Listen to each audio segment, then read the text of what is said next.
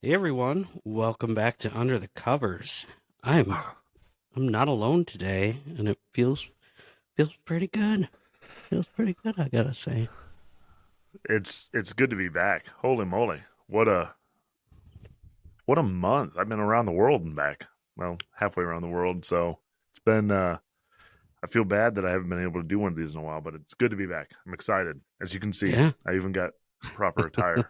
you look you look excellent. Well, I'm Charlie, and this is Nick, and Nick's looking mighty fine today. It was great to have our special guest Eileen from Eileen Sardines, but then last week with our promo episode for our house band, the Knights in White Satin Sheets. But goddamn, it's good to have Nick back. Oh man, I'm glad to be here. And man, we picked up a few more listeners on the way. So I've been sharing the podcast with some good friends Nice. of mine in Italy and Germany. So hopefully we see those on the. They'll probably listen to one episode and then be like, "Yeah, I can't understand what they're saying." But so we get one blip on the radar. That's all we need. One blip. Man, I was checking our stats today, and we definitely have listeners from new countries coming in all the time. We have Hungary was one of them I can recall. Um, Panama, I think. Yeah, got some big Van Halen fans Nice. listening to us in Panama. But yeah, we're under the covers I was podcast, thinking actually. and I was when you said that I thought, is Manuel Noriega still alive? I'm not sure if he is. yeah, yeah, you got me there. I recognize the name, but it's from a while ago. So Oh yeah, very while ago. So yeah, so over here on Under the Covers, we uh we critically listen and discuss an original rock song, typically a hmm rock song, could be a rap yeah, song, could be anything, and compare and contrast it to a cover version of that same song. And then we basically at the end there just say which one do we like better. It's very straightforward. hmm And so yeah. it's been We've people done seem to like the format. yeah. Oh, for sure. It's a fun format. Like we've talked about before, and it just happened to me a week ago. Everybody we talked to about it, they're just like, "Oh, what about this song? What about this song?" Because everybody loves a cover song, and there's so many of them, and they continually come out. So it's just fun to do and fun to talk about. And yeah, as Nick mentioned, a lot of our songs have been rock, but we transcend all genres. I almost said genres because I used to pronounce the word like literally every time I say the word genre, I have to stop and think about it because I always thought it was genre You because know, apparently I'd never heard it spoken out loud for that's a 20 some years of my life. that's a good point. Is that if any of our sleuthy friends out there want to listen to a great pronunciation YouTube video, there is a video out there of Charlie properly articulating how you say genre or Genre. genre. It's soothing. I could actually go to sleep listening to that on loop because it literally. You know what? I'm gonna reenact it right here. It's like this. Genre, genre, genre. That's how he does it. That's pretty accurate. That was a long time ago. I was in the back seat of a car driving back from a Detroit Tigers game with my old stepmom and my sister.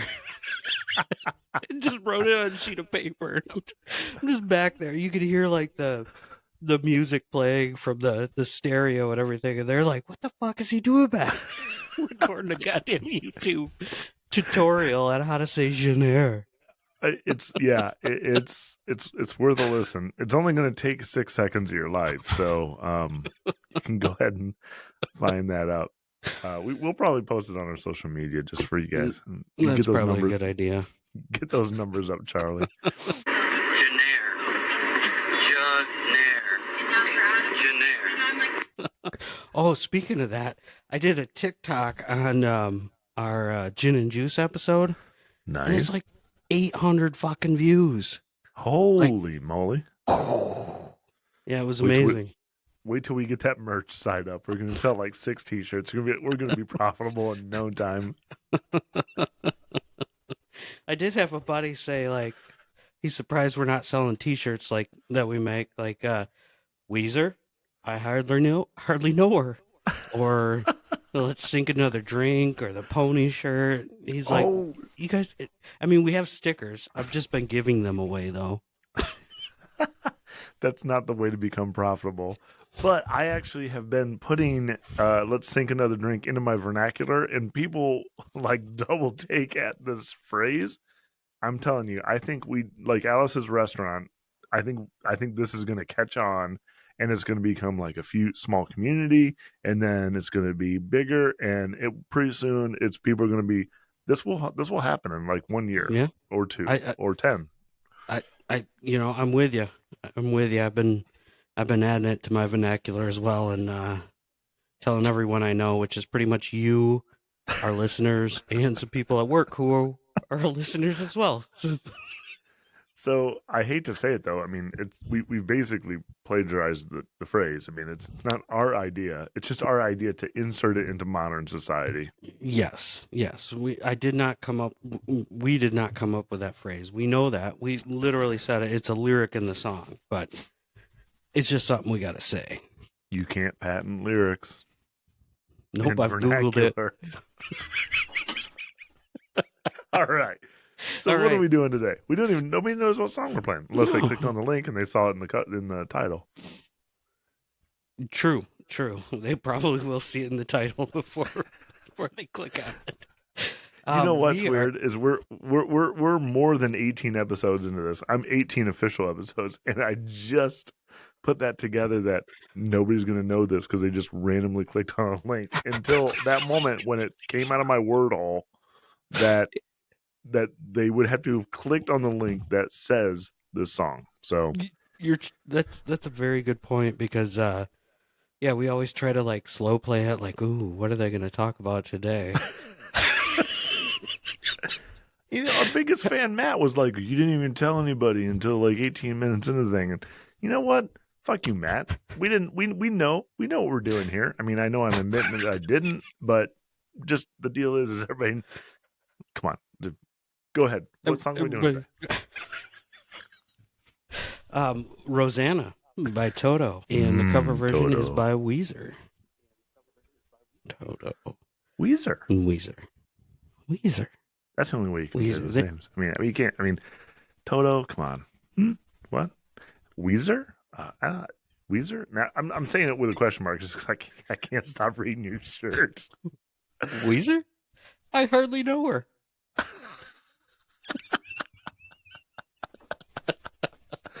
Oh, shit. Toto though.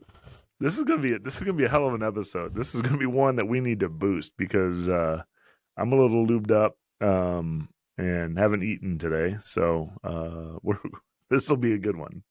I'm in the same boat, and I tell you what, boosting these posts up when I put them on Facebook and Instagram and whatnot, that makes a world of difference. I'll put a post out there and I'll get 2 likes, if that. I boost it. I spend $10 for a week and I get 100. Hey, come on, Facebook. Come on, Just Facebook. share our shit. Just share our shit. Oh shit! All right, do we got a sponsor this week? I'm sure we do. Oh, we By do. the way, our sponsors are really bringing in the dough. That's where we make our money. Everybody knows that. It is. It's not Facebook. Facebook's taking our dough. Our sponsors bringing in the dough. And this week we are sponsored by Rosanna's School of Dance. Are you ready to dance to the rhythm of your heart? Welcome to Rosanna's School of Dance, where dreams take center stage and every step tells a story. Hold the line between reality and fantasy as you feel like you're dancing on an island in the sun in Africa. Whether you're in Beverly Hills or just smoked a hash pipe, our experienced instructors are here to guide you on your dance journey to let your inner Patrick Swayze shine through. We'll make you a dance expert, or my name ain't Jonas. So what are you waiting for? Don't come undone and join us at Rosanna's School of Dance. Your skills won't be only in dreams anymore. It's time to hang on to your dreams, and people will be calling you the El Scorcho of dance in no time. Rosanna's School of Dance, where the music never stops. Enroll today and dance like no one else is watching. Nice. I like it. Um, I like it a lot. yeah, yeah, and so Rosanna School of Dance reached out to us. Basically because the video of the song is focused on dance. It's like a West Side Story kind of theme to it, and yeah, I mean we can play the song our house band put together as well for this. Is it the house band or is it the Knights in White Satin Sheets? It is the Knights in White Satin Sheets. That that is our house band, but yeah, they finally came up with a name, and They're the becoming white a big deal. yeah, they're on Spotify now. I mean, we just had an episode. Our last episode was all about their latest release. They're putting out jams. But yeah, this song is actually on the album. So if you've already listened to it, you may have heard it. But yeah, we can give it a listen real quick if you want. It's only a couple minutes long. Let's do it. Let's do it.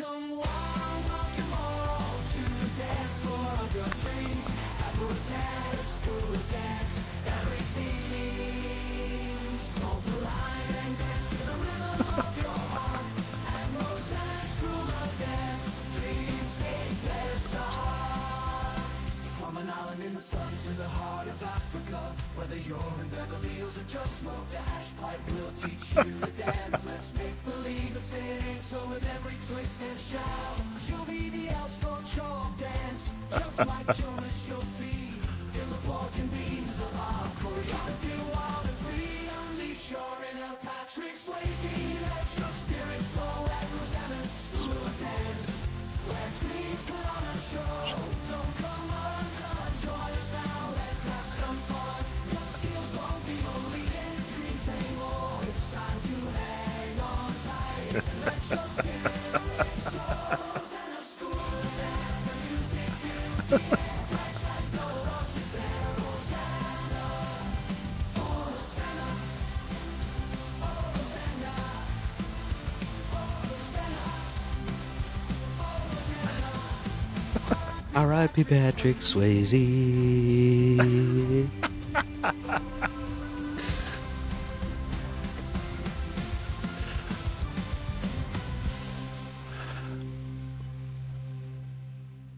Wow. Yeah. So Join Rosanna School of Dance today. there's new meaning. I just now that I had the subtitles, those were very helpful because when I gave the approval for as this was coming through to us to listen to the make sure that we could put this on the podcast, I thought it said unless you're Patrick Swayze, not Oh, R.I.P. So I was like, well, why does everybody hate Patrick Swayze? Because he's dead. nobody hates Patrick Swayze. It's No. R.I.P. Patrick Swayze. Oh my gosh, I would do anything for love. And Patrick Swayze is that guy. No, that's not that's That's Meatloaf. Meatloaf. Who's the guy that did this whole thing? Oh, that was the dance thing. Wasn't it? Dirty Dancing. Dirty Dancing. There you go. Is Yeah, that Patrick it's Swayze? Patrick Swayze. Yeah.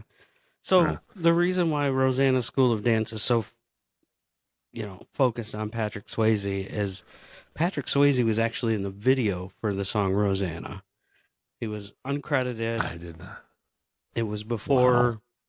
It was before Dirty Dancing, and also so the lead Rosanna in the video was actually another one of the leads in Dirty Dancing, and Patrick Swayze was one of the uncredited dancers in this West Side Story style video Wow. for Rosanna. So lots of ties there. That was geez, ow. I guess so. I didn't notice that. I got to say I watched the video just before we got online here, and lots of overacting in that video. Mm. Yes. I mean, they kind of have to in a music video. I mean, it kind of reminds me of Dancing with Myself. Like that was a lot of overacting as well. Lots of weird zombies and whatnot. Yeah. But yeah, lots of overacting by the Um, band as well, which Billy Idol did as well in Dancing with yes. Myself. Dude, Bobby Kimball, the Um, singer of the song, had quite the nose duster there going on all over the place. I mean, it's not. yeah, I mean, it was a whole fill in the gap through his nostrils and everything. It was just right up in there. It was. I mean, yours is nice, but no, his yeah, was yeah. I an mean, industrial version. yeah, it's a mustache to make me jealous for sure. And But did they do speaking a of, little hopscotching at the end? I think so. Well, so and that kind of reminds me of a point. The director of this music video, so Michael Jackson, was like, "I want to do a video like this," and so his video for Billie Jean was directed by the same guy and took inspiration from Toto's Rosanna. And so yeah, Nice. I think hopscotching was involved in both videos. But Yeah, Michael's had the light up little, steps for his jumping. those were the coolest things. I back in the day, the light up Hmm. steps. Yeah. I I I mean, I think that'd be cool if a new guy did that today. So, Oh but yeah. but yeah, I mean, there's a lot of ties to Toto and Michael Jackson. I mean, Hmm. they it's almost like neither career could really happen without the other.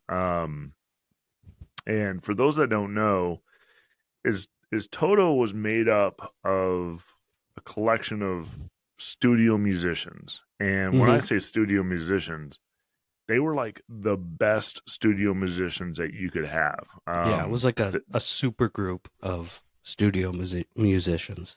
right. And I'll tell you, you know what? There's a lot to be said to be the best studio musician or just a great like rock and roll band. You get way more consistent work and and can make a real great career by being an awesome studio musician. And the guys that were in Toto, I didn't realize it for a long time how good they were Hmm. until starting to listen to Rick Beato and really understanding who these guys were. Yeah. But almost everybody knows, Michael Jackson's work, and nearly every one of these guys had something to do with one of his albums. And the big ones too, like they, Yeah. they wrote, Thriller. yeah, Thriller. Steve Porcaro wrote Human Nature. He was their Toto's keyboardist and vocalist. Hmm. Um, Jeff Porcaro, the drummer, played on bunches of his songs, and actually recruited in Steve Lukather, who played all the rhythm tracks and on songs like "Beat It," right? Like so, "Beat It." Everybody talks about Eddie Van Halen's guitar solo. Listen to our Um, episode of Beat It. there you go, Oh and wait, and it. yeah, we did beat it. Question Oh wait, myself. oh wait, we may have not done that, but look. I mean, these guys were top of every single thing that they did. Hmm. And Real quick. Let me interrupt here, yeah, no, um, because it may seem simple to us or understandable, but maybe not everyone knows what a studio musician is because it's not really that big of a thing anymore. But back in anywhere from the 50s through the 80s and beyond, a studio musician basically would go and play sessions and record with bigger artists who didn't hmm have like a house band kind of thing. And so that I just kind of wanted to, it's simple, but that's basically what it is. And just in case yeah, anybody didn't know. yeah. Like Otis Redding, we did Hard to Handle, right? So Otis Redding had songs. He would write songs, the basic form of the songs and everything like this, and he would go to a studio, some local studio, and there'd be people that are employed by that studio to just play with whoever showed up. I mean, Mm-hmm. Elvis Presley. I mean, there lots of these guys. Yeah. So it's these people would just have to walk in, and these bands would these pseudo bands or session musicians would just have to like mesh to whatever the artist was looking for, and Whatever genre they were wanted to play. genre. um and and and over time, many of these session musicians that started out with one place or another would start to band together. Muscle Shoals had a lot of that boogie woogie sound. They played on Rolling Stones records, and then there was there was some people out in LA. I can't think of their name right now, but the Wrecking Crew. They would So these guys would all band together, and through Quincy Jones, Michael Jackson, and a lot of these guys, they brought this sound in together. And I'll say Toto and the people in Toto, they were probably the most versatile, and they were more. They were less of a collective. They were just individuals that were at the top of their profession.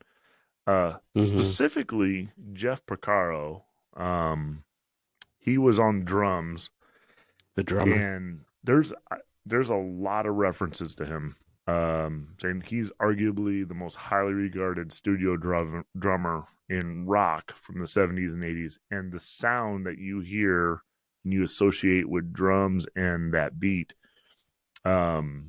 he kind of developed. It wouldn't have existed unless this guy was a part of it. He played on Eric Clapton records, Dire Straits, Pink Floyd, Madonna, Like a Prayer, Material Girl, Richard Marx.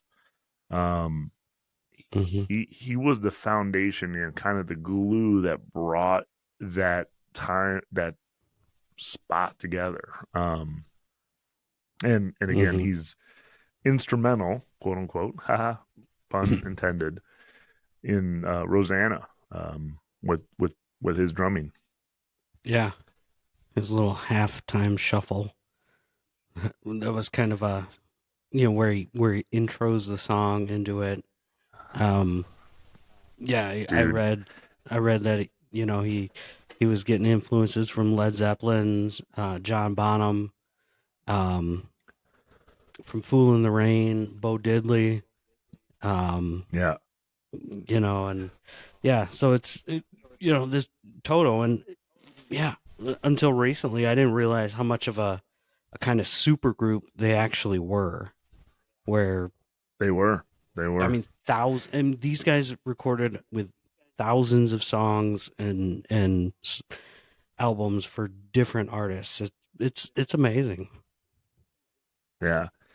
And going back to that shuffle, that's not just any drum beat. This is a very, very important drum beat, because a lot of people call it the Rosanna shuffle, but it was invented, which is crazy that there's a drummer out there that invented a shuffle or a beat.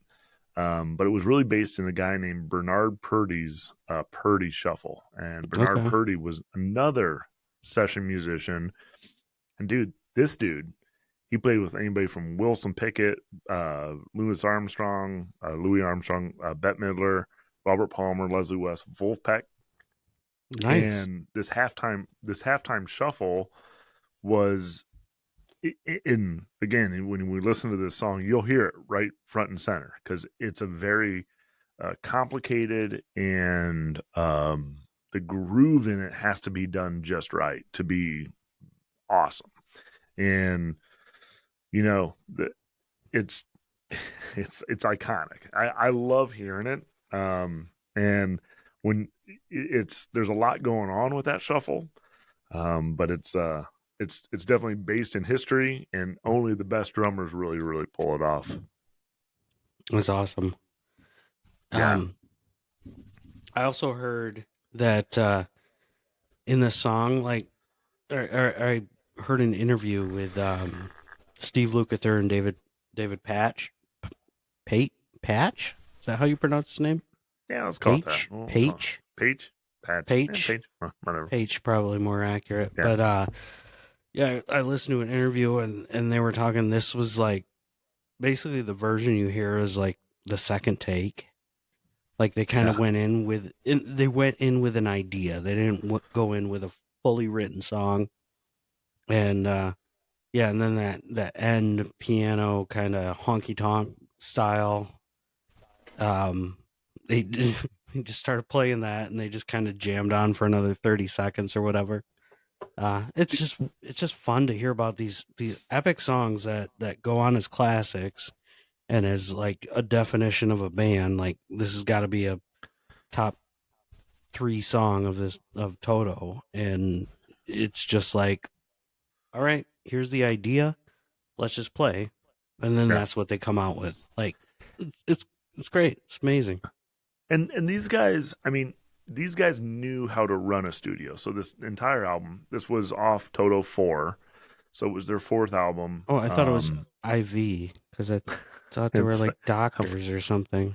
I'm gonna need an IV tomorrow to hydrate up, but no, you know, they knew how to run a studio, how to produce. This album was produced by them, and they knew when to give and take. Like they, so at the time, we've talked about tracks, recording tracks before, and 8-track, and how bands had to use to have to be on 8 tracks.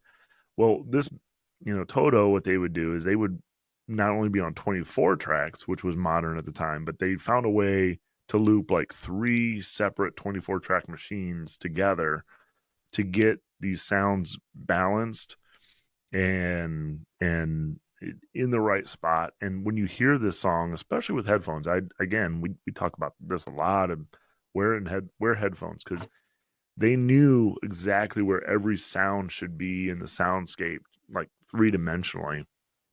And they in this album was the one where they really got it right. I mean, the first one, Toto, everybody's heard the song "Hold the Line," "Hold the Line." My favorite Toto song. I like it when I'm golfing because I'm trying to like hold the line, and me and some good friends used to always say that.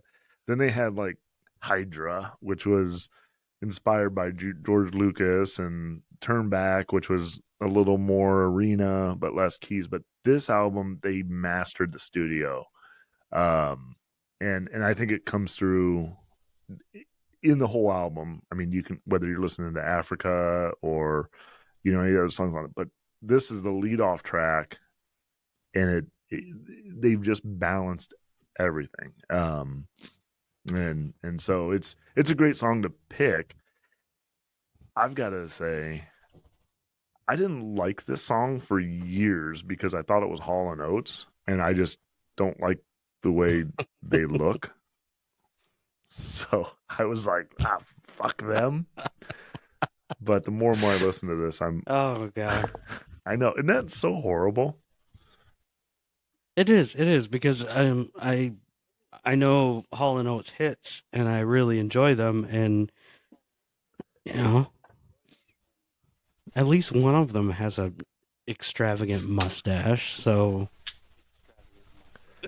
I mean it fits the era But that they were playing. But just because of the way they looked, you didn't like them. Yeah, and they danced shitty, and I mean, I don't know. I just didn't like it. But I liked I'm not sure if it's Hall or Oates, but they do this new thing where it's like live from one of their houses, and they had like Joe Walsh and stuff like that. I like them now, so I'm back in. Now I'm not going to go see them in concert. Saw them in concert last year, or I did not see them in concert last year. They were here last year. I could have went to them, but I've softened on that. Nice. Speaking of concerts, and this is totally off subject here, but I saw Sloth Rust last weekend. Nice. And they were freaking amazing. And the band that opened up for them, Weekend Friends.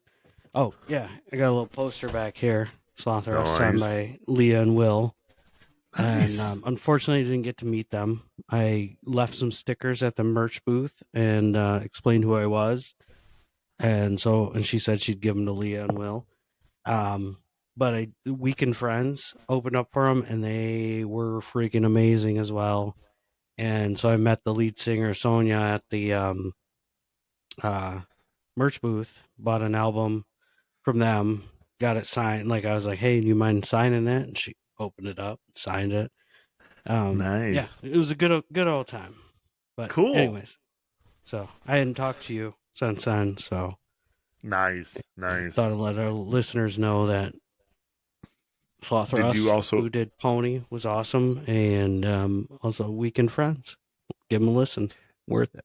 did you did you also write in the note while you gave the stickers that you when you look at her you touch yourself every once in a while? I didn't write any notes like that, and I don't.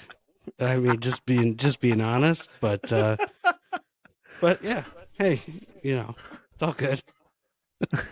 Hey, it's all good. That's I love the rebound. I like it that you can just take what I throw that way and you'll take it. So Toto, did you read about their naming? Yes, I did. I did write that down because I didn't know if you'd look into it, and um, you can. You brought it up, so if you want to introduce it to our No, listeners, no, I've got a question on it. So go ahead and just okay. explain it what you've read. So what I read, because I was curious, because everybody's familiar with Toto from Wizard of Oz, Yeah. so I was like, is that why? And according to Google, yes, it is, but it also has a deeper meaning. What's Um, that? well, so the Latin word means all encompassing, Encompassing. and so the Latin word for Toto is all encompassing, which is kind of a definitive or a definition of the band where they encompassed all the genres and Yeah. all different styles, and so it was kind of just like because I read that Jeff Picaro, Jeff, is that his name? Yeah, Yep. Jeff, the Hmm. drummer. I know there was like four Picaros in the band because he has a very musical family. Yes. Rest in peace, Jeff Picaro, by the way. Yeah, yeah. Wah, wah, wah. But Oh my gosh. uh, yeah. So I read that he did a doodle of Toto on a piece of paper and as a placeholder, and then they were just like, oh, well, look, in Latin it means it all encompassing. This is pretty cool, so let's roll with it. And it was like an easy word for any language to say, Oh recognizable, yeah. easy to say. So yeah, I like it. So one other aspect of this that I heard and I read is that while they were in these sessions, so people need to understand that these sessions, a lot of times the artist is doing stuff and figuring out stuff, and so these session musicians have a lot of it's like hurry up and wait. They got nothing else to do, right? Mm-hmm. So the people with these tapes, they would have these songs or ideas and they would record them and they would just on the tape put also Toto for no apparent reason other than to just indicate that this is these session musicians fucking around with stuff. So then the Toto the dog situation came up, and then somebody else come up and said, "Hey, Toto in Latin means all encompassing."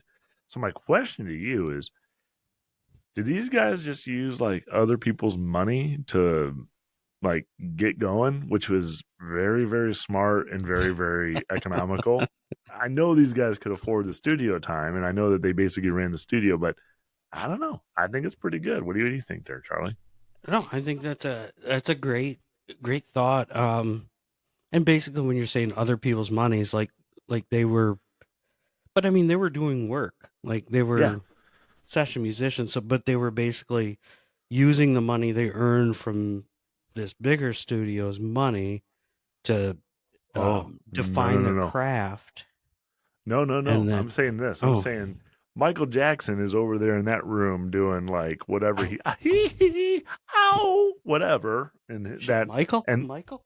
Oh, yeah, wait, that oh was yeah, you. and they're sitting there with guitars in hand, being like, "We got nothing to do." So, Oh, I see hey, what you mean. hey, Johnny Engineer, since you've got all this stuff going on, we're just gonna record this real quick and just type it, put it on the tape, Toto. And I gotta say, I'd go for that. That's You know, brilliant. I Yeah. mean, you're I there, mean, you're there. and you're just sitting there. You're just paid The to only sit there thing for a you're while the if time for the necessary. studio is already paid for. Yeah, I'd do it. I'm in. Yeah. I respect the hell out of these guys, and these guys knew that shit, right? Like, I mean, because they've been around this a million times. Oh, fuck, we're gonna Yeah. go there today and listen No, to that's Michael smart. go and moonwalk and whatever. Hey, bring your good songs. We're gonna record today. No, that's brilliant. That's way better than what Kansas used to do and go and play in old supermarkets or whatever. Yeah, they're. I don't ever want to talk about Kansas ever again because they're too boring to talk about. True. Yeah. VH1 VH1 agrees with me. Listen to our Carry On Wayward Son episode. So, so Rosanna on Toto's 4 was the lead off track, and it starts off with this great Purdy shuffle. The Purdy shuffle can be heard here in its entirety. It's awesome. Also on Led Zeppelin's "Fool in the Rain," "Walking on the Moon" by Police. But I think it's a great lead off song. Lead off songs, it's a great beginning to an album. This is on Spotify. This song is 5 minutes and 31 seconds long. We have 327 million listens on this, and as you guys know at this point, listening to we can't play this song because we have not monetized this other than giving away some stickers and the Knights in White Satin Sheets bringing in some dough because of their tunes. So you're going to hear a little ditty, but I urge you guys to go listen to this song and then come back. Anything you want to add there, Charlie? No, just that there are two versions of the song. There's one that's like 30 or 40 seconds shorter.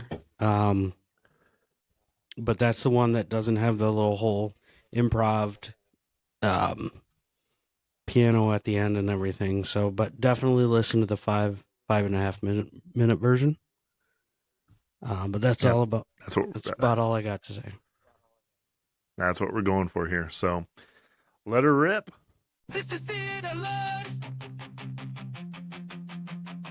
Sorry to be so rude.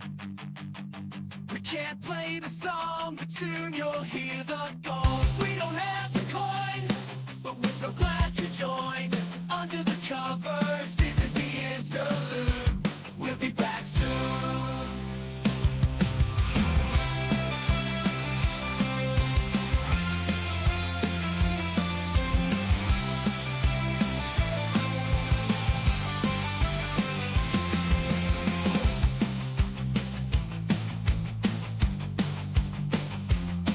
That's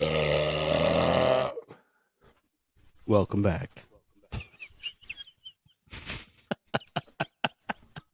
I hope that stays. That was a deep guttural burp that I had. I might cut it out because I've listened to some podcasts with some burps and not very pleasant. You should just do the woo woo like the clock thing that does that, and then just be like, then everybody knows that you covered up my burp sound. It's weird. It actually made my stomach feel less like I could feel my stomach going down. So I must have had a lot of burpee. Yeah, I've been there. I had some chicken fajitas last night.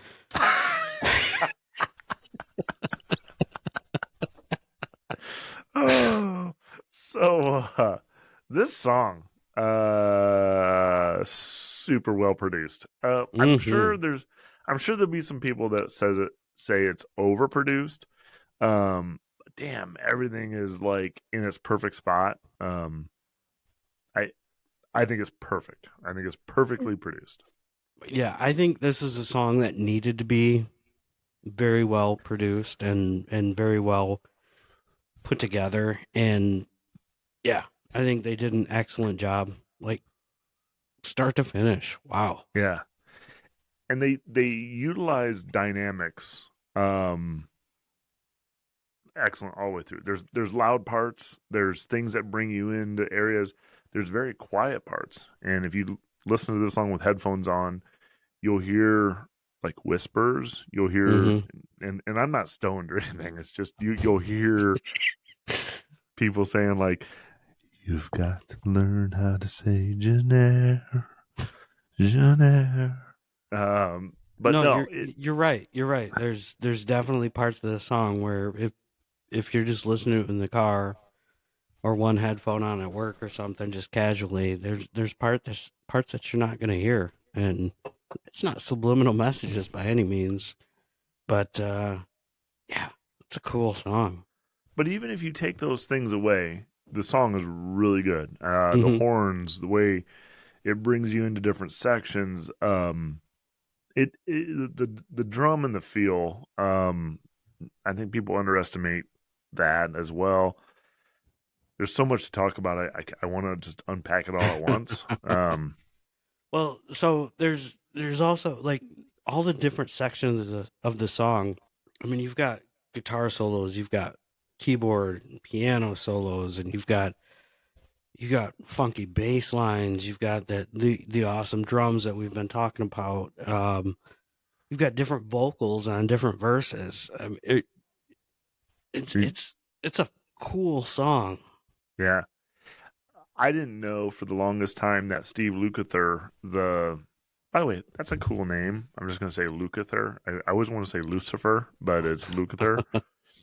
You know, he says the first line in the song, but his timbre of his voice is very similar to the dude that sings the rest of it. But the other dude goes way high, has a much larger vocal range. But even stuff like that had to be a conscious decision to say, hey, you sing this first line because your voice is more powerful at this level, Hmm. and then I'll take it from there. And you know, it's just interesting that they made those decisions, you know, consciously. I mean, it wasn't like they were just winging it in the studio. They Hmm. knew what they were doing. So, Yeah. one of the other things that we talk about the drums, and you hear the pretty shuffle, and then you go into that quiet part where they kind of it's a little more subdued, it's a little more backbeat. So most bands would decide just to like soften the hi hat and soften the drums, or even play brushes on their drums to make it softer. The weird thing is, if you would listen to this, you would probably think that that's exactly what they did. But when they do their on beat with what you would normally do as a snare, the first time they do it is they hit a snare to bring the sound down. Then they do a snap. Then they use bells, like sleigh bells. Then they do another snap, and they do a bells again, and then they go back into the Rosanna chorus, which is crazy that you would even think that, well, you got the best drummer in the world here. Why don't you just let him do dynamics on a drum kit? But they don't even play the snare. It's great, I think. And then they go into this bridge, which is two sort of keyboard interludes. And Hmm. there are two keyboardists in the band. That's one thing I don't know if they were back and forth on this thing. Uh, but then they go back to Lukather's guitar solo, which is cool. Just comes in, elevates the whole song. And rather Hmm. than leaving it on like this high note that says, oh, we're going to build the song even more and we're going to blow your face off, he leaves it on a softer note, and they go back into that quiet section, which is a very interesting approach to that, because you usually want to get people higher and higher and higher and then go for it. And they go back into that soft spot and then hit the biggest chorus of the whole song, which is cool. Again, Yeah. brilliant songwriting and composition. Yeah, because they go in that little soft part where they're just like, "Tss, tss, tss, Not ten Yeah. years ago, whatever, Janarin, the deal is, I mean, you listen to, Poison. I'm just throwing a name out here, but they would try to keep continually building and building and building. And here they made conscious efforts in this song to have loud, quiet, and very strong dynamics all the way through. And then the last chorus of the song is they embellish it with just enough emphasis with horns, scat vocals, and those sorts of things to make it the most powerful chorus of the thing of the whole song. And then they go into that bluesy end, which feels disjointed, but it works for some reason. And so this song has a lot of I don't know if you'd call it conspiracy theories, but just theories about who it was written about. And Rosanna Arquette is one of them. Oh, which I didn't know that. Yeah, so I don't think it was written necessarily about Rosanna Arquette, but a member of the band was dating Rosanna Arquette, and now I can't recall it off the top of my head. I want to say Lukather, maybe. But anyways, I don't know. Maybe it was David Peich. Why do I even try to say his name? But anyways, somebody was dating Rosanna Arquette. I like it that you're like second guessing how to even just say his name. You should just go with it and be like, "It's our fucking podcast. We're gonna say your last name the way we want to say your last name." Peich. But I can tell you it's probably not Steve Lukather because I think he looks like the octopus lady from Little Mermaid. He looks a little crazy. Like, what's her name? What's her name? Ursula. Ursula. There you go. And if you look at him today, he for sure looks like her. Like a masculine like her brother. Yeah. He definitely did not let his hair go. Definitely dyes it. Yeah. But Peich, David Peich nowadays, I don't know if he injects stuff into his lips or what, but some of the interviews I've seen recently, I'm like, what the fuck is wrong with your face? Okay, cutting this as well because I don't want to like piss off Toto. No, we're not. No, you shouldn't cut this. As a matter of fact, leave this in. I'm going to object. I'm going to actually continue to say, hey, this whole thing about injecting Dave Paige's fucking lips is going to be in the rest of this thing the whole time. We can.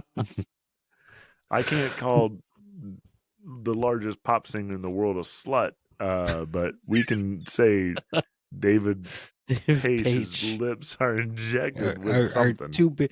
They're just too big. I'm sorry. It's the start and end of it. But anyway, somebody was dating Rosanna Arquette at the time in the late 70s. A looker.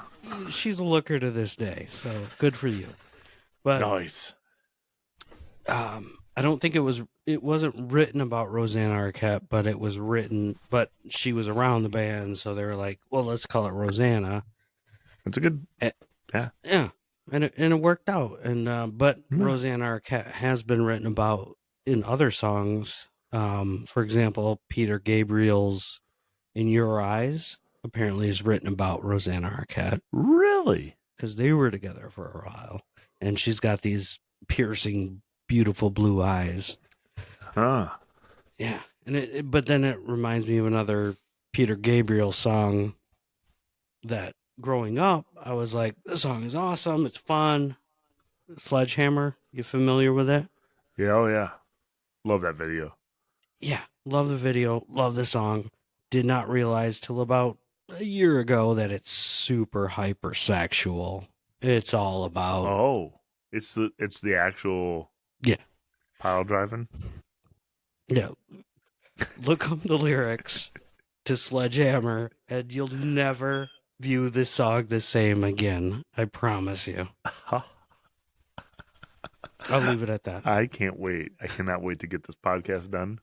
I can't wait to get this podcast done to read that. That is going to be my.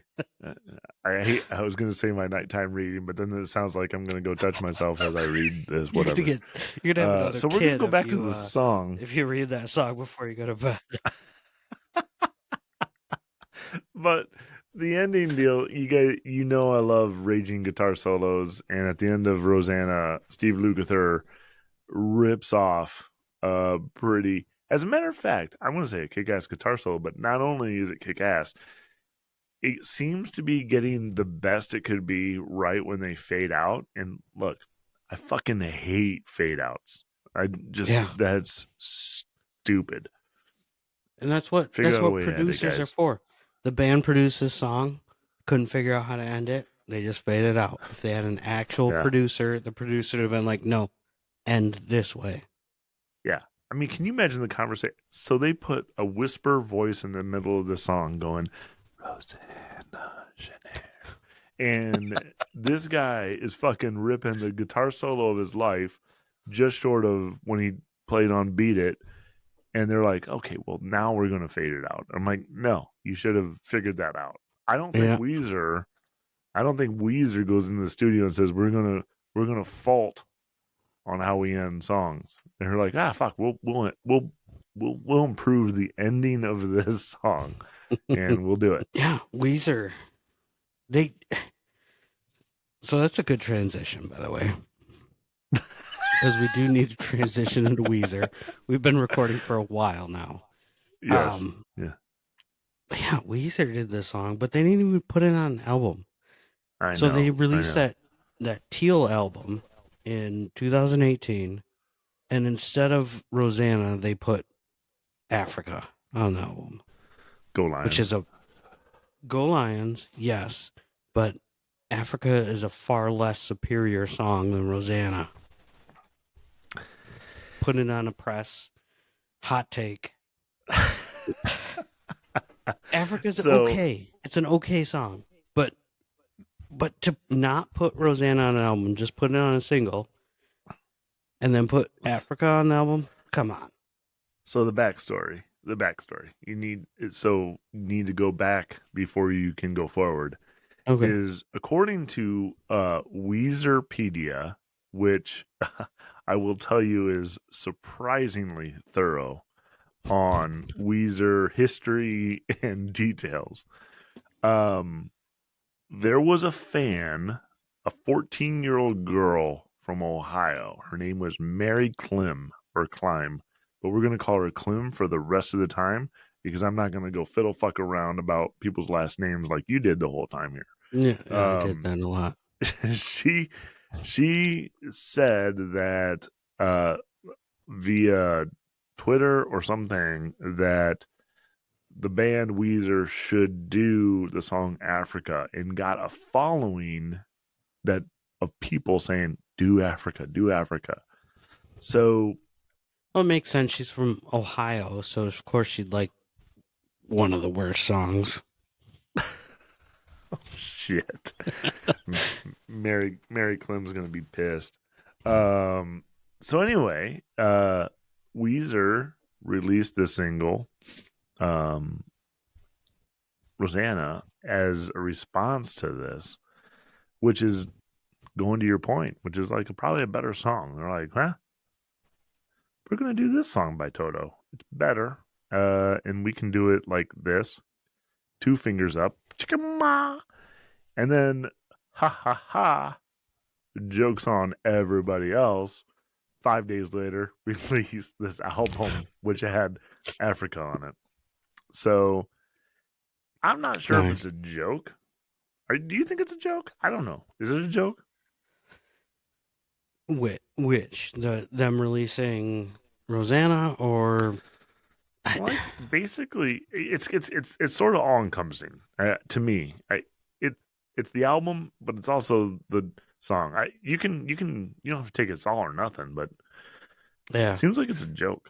So I think they probably, so if this Mary from Ohio got such a big following. I think the band Weezer and Rivers were like, well, shit, we did that. What can we do to, like, yeah, do the whole middle fingers? Let's just record Rosanna real quick, and then be like, oh, just kidding, we did actually do Africa. I don't know. Psych. That's what they Um, would say. Psych.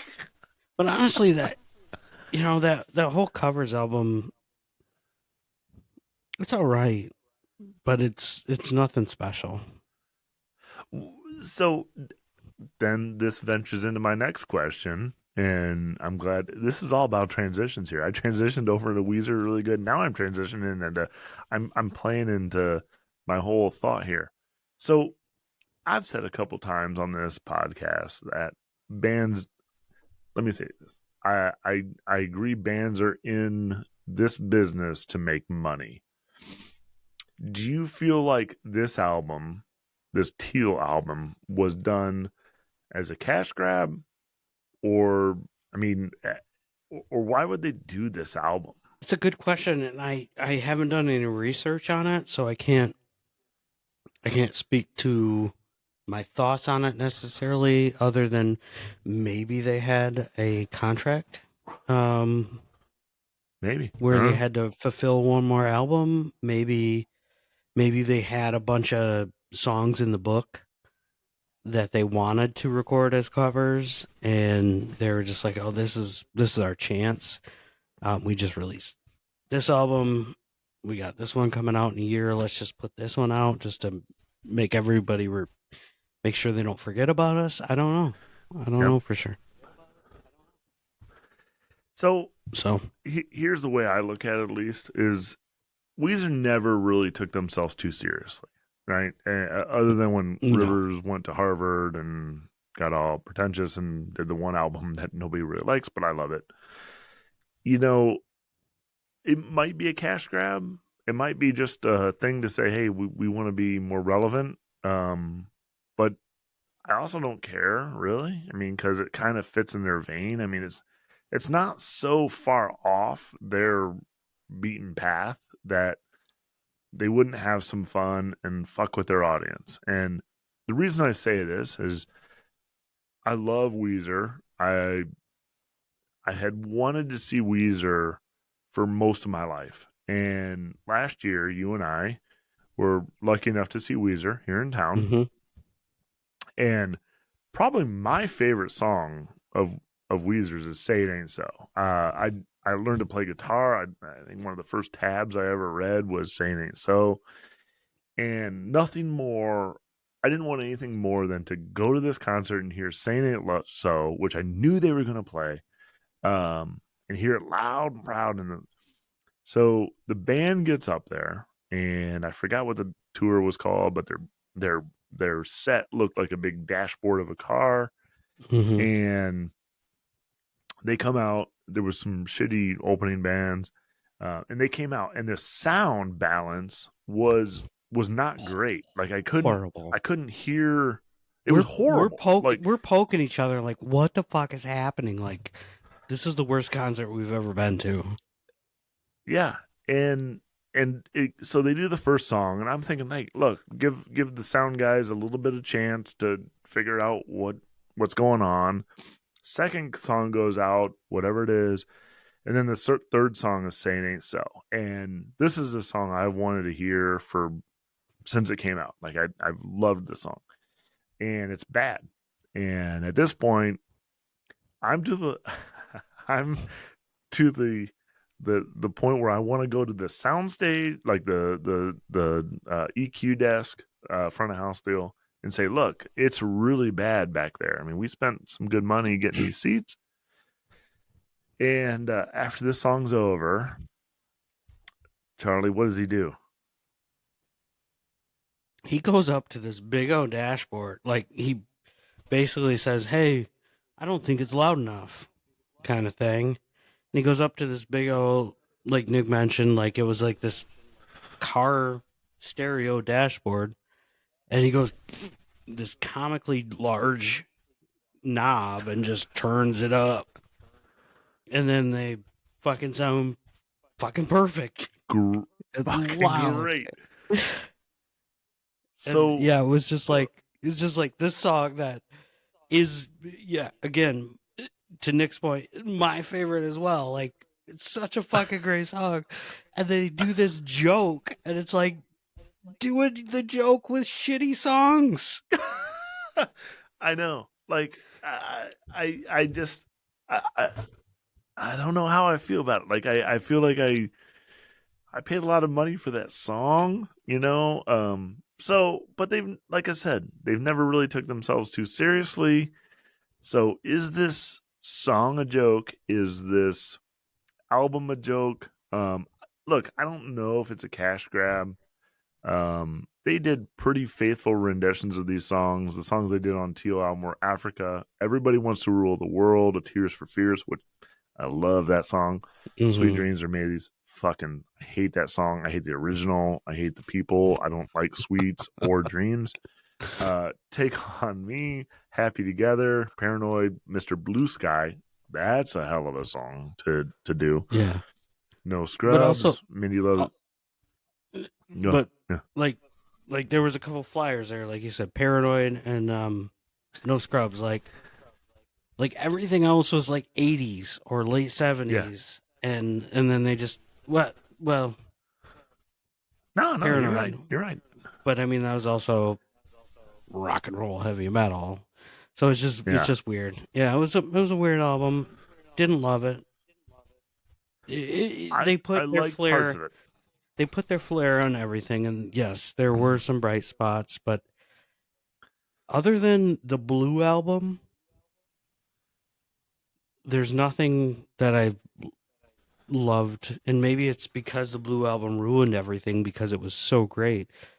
Every It is album great. since then has had high spots, but it's yeah, I don't know. Like, I love Weezer as well. I see. I'm a Weezer early faithful. I love Blue.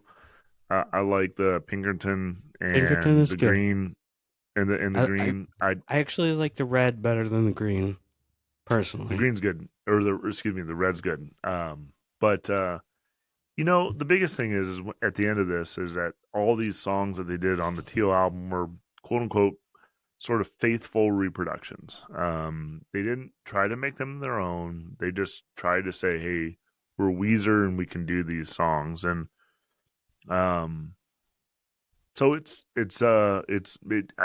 mean, unless you have something to add here, maybe we give it a listen.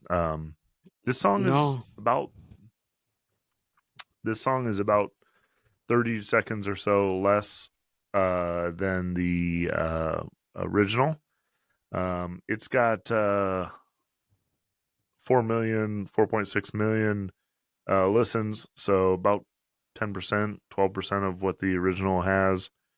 But we're gonna go give it a listen, and we'll come back and talk about it. I guess I do have one other thing to say. Now, looking at the Do it. Spotify, I do like what they did with their Weezer logo, and yeah, for the single, like that was good. That's fun. So I guess that was the last thing I had to say, and it wasn't necessary. I'm in the No, now we're on a logo. We're on a logo conversation. So I'm in the logo business, right?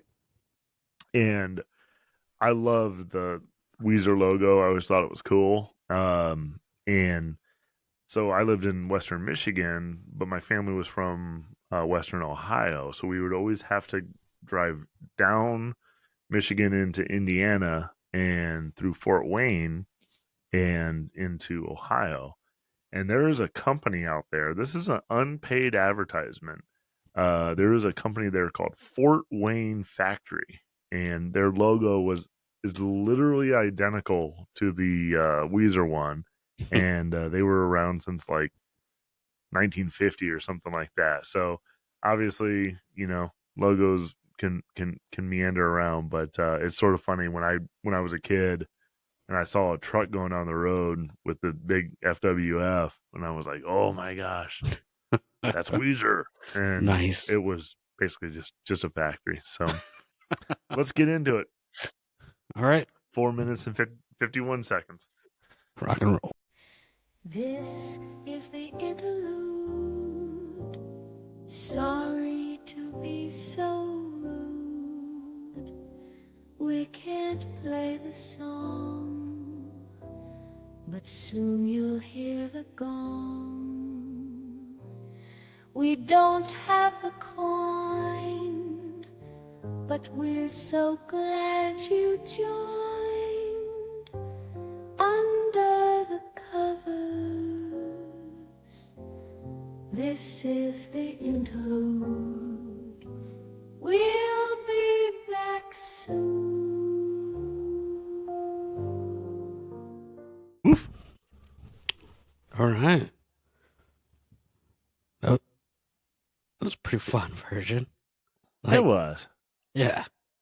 I mean, you can't come out of it feeling bad. No, not at all. Like that was their crunchy guitars and punchy drums, and even threw in all the keyboard parts, and well, not all of them, but a good rendition of it for sure. You put it in you used a great word there, which was punchy. And in today's world, I mean, obviously 2018, right? This is when this is out. Music's changed since 1982 or whatever it is. And songs are more punchy. They're more compressed. They're more in that middle. And they did that. I can't fault them. They did it like somebody would do it today as a pop song. Mm-hmm. They did it like Weezer. Like it was definitely a Weezer song that they put out there. Sure. It was a great tribute, like where they made it their own, but they kept it very close to the original. Yep. Yeah. The shuffle, the pretty shuffle was done great. They hit it, and that they had to sit there and say, hey, we got to nail that first. Because if you don't nail that, you have nothing. You can't do the song if you can't do that. Yeah. And as much as I wanted to kind of be like, criticize it, it was spot on. Loved it. Yeah. Yeah, because I've looked, like pretty much every time we do a song and pick a song, I will listen to as many cover versions as as there are out there, and there's not a lot of cover versions of this song, and at least not on Spotify. And but yeah, so I think Weezer did an excellent job here.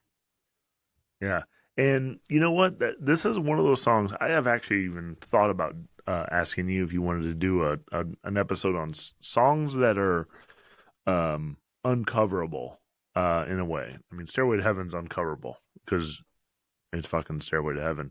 Mm-hmm. This is one of those songs where it's sort of in the uncoverable mode, and they did everything in it that they could do to make it great, even if they did it as a joke.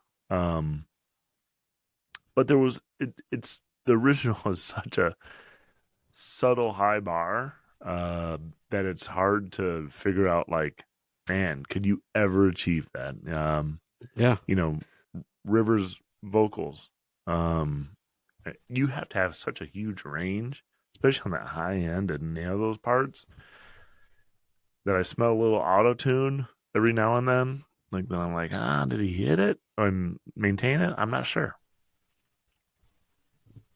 Yeah, but it was definitely that Rivers sound, like, to his vocals. But yeah, you're right. Like, can he hit those notes? I mean, there's some songs that they've done that, and maybe it is an auto-tune thing, because that wasn't necessarily a thing back in the early 80s.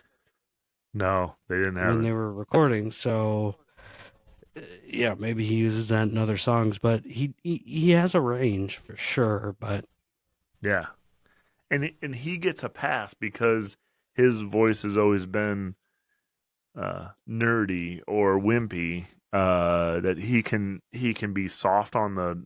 He doesn't have to be exactly on pinch. He can be slightly under as a weakness, but he uses it as part of their brand. hmm So again, I'm not down on that. I'm just saying that it's tough. I mean, those are tough notes to hit. I mean, hmm I'm never going to be able to hit those notes. Um, the other thing, the biggest thing that I see in this song is as they compress everything down, is they lose the high notes, whether it's the bells like in the original or in the even the keyboard solos, they don't play very high notes. They compress those down in term and do that with the guitars and everything else, trying to keep it real tight and right. hmm And that's one of the biggest things I've probably noticed as a general comment throughout the song. But I'm sure if I played it for like 114 to 17-year olds, they'd be like, they wouldn't think anything's missing, because a lot of music today don't really try to venture out in that dynamic or high end stuff. So yeah, that's a good point. now, the one thing I do like, or not one thing, I like a lot about the song. I'm just being very critical because you're going head to head with a masterful composition. Is at the end. First of all, they ended it without a fade out, and I do like the little harmonics, and you hear a little bit of studio vocals at the very end that make this like, they were just fucking jamming there at the end, and everything's cool. Not the jam that Toto did, but they did a little fuck aroundy, if you will. Yeah,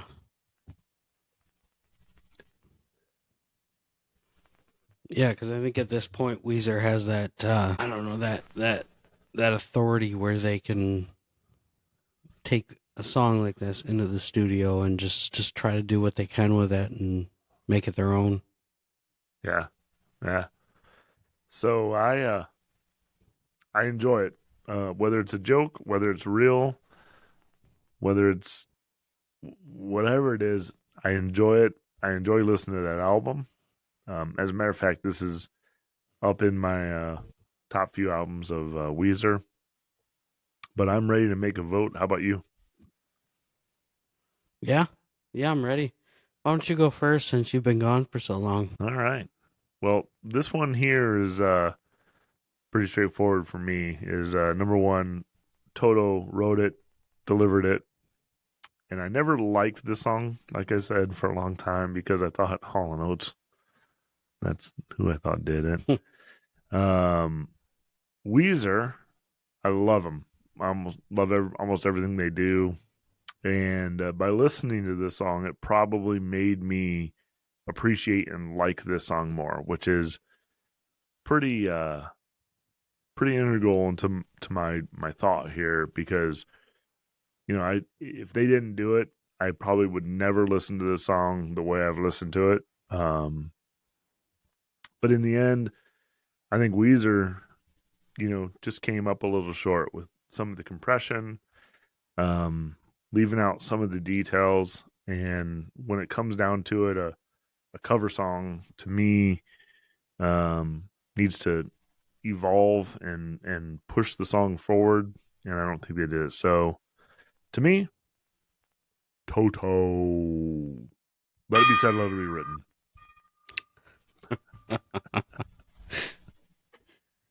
All right, so I am in the same boat as Nick. Toto wrote the song. They did a masterful job. Honestly, when Nick added this to the list, I was like, really?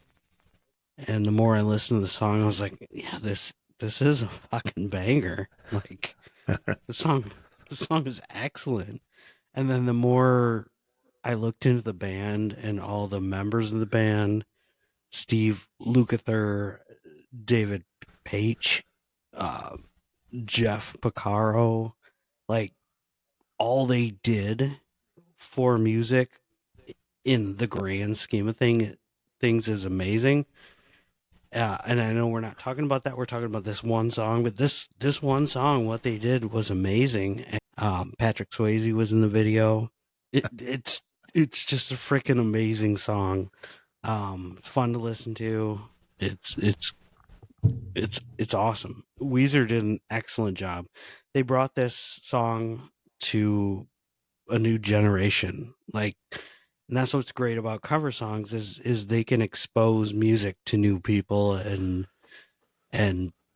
yeah, maybe some people who are 17 years old who never heard of Toto is like, oh, well, let me go listen to Toto. Oh, let me go listen to this and that and that. But yeah, long and short of it, Toto gets my vote. You bring that up. I mean, that's a great point. I mean, this isn't Weezer lost here. It's amazing that they picked a song like this and that new people will maybe make that jump to listen to some new music. And again, as we started this whole thing, you know, that was kind of a cornerstone to what we wanted to do here, which was expose people to new music, some of it that they've heard before, some of it that they may not have heard of. And you know, I think Weezer obviously has a bigger platform to do this than we do. But I enjoy both songs, and it's exciting to talk about it and compare and contrast, and nobody's really a loser here. So Yeah, it's good to get back in the groove. It is, and yeah, that's a great point. Nobody's ever a loser. Obviously, these are just opinions by two yahoos who love music except for Blink-182 with Dancing by Myself. You were like, fuck that. I don't ever want to listen to it again in my ears. Well, and that's why I had to call Eileen from Eileen Sardines, because when I brought up Jolene, you're like, fuck, which one do I hate more? So yeah, you know, there's some music that just isn't for some people, and that's what's great about music is, you know, it's all about what you like, and it doesn't matter what anybody else likes. Yeah.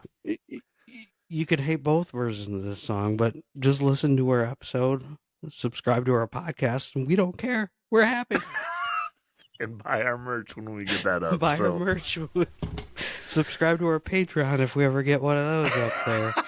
But we just love doing this, and I yeah, do. We appreciate everybody for listening.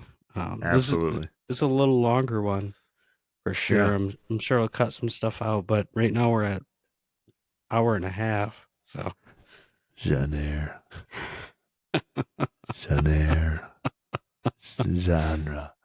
Well, all right. Love you all. Love we'll y'all. talk to you soon. Bye.